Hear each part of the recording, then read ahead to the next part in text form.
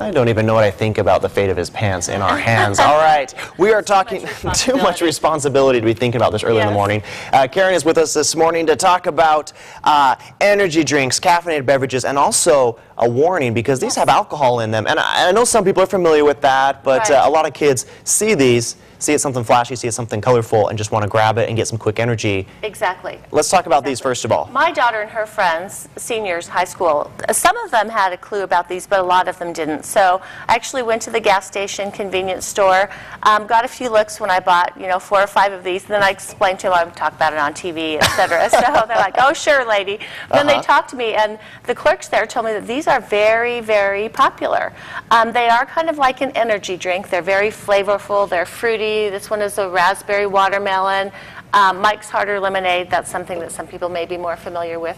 Four Loko is a really popular one. And this was in the news a lot. That was in the news a lot. The problem with Four Loko and some of these other ones as well is that up until last year or so, they also contained caffeine. And in some states, they still do contain caffeine. So what you were getting was basically an energy drink that's really fruity and tastes good, has a whole bunch of alcohol, and had a whole bunch of caffeine as well.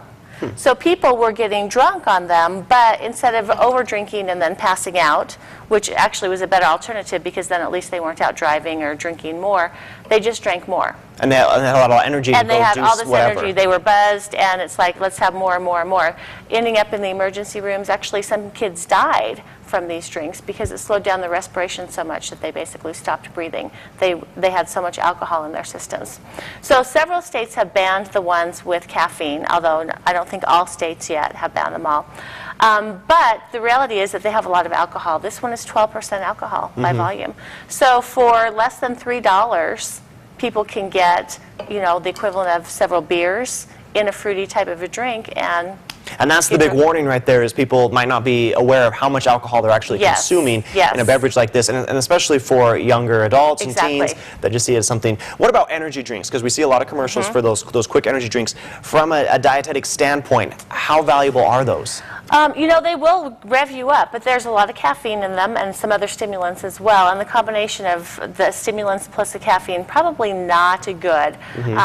For once in a while use, maybe it's okay, but the effect on your heart, it may cause a rapid heart rate.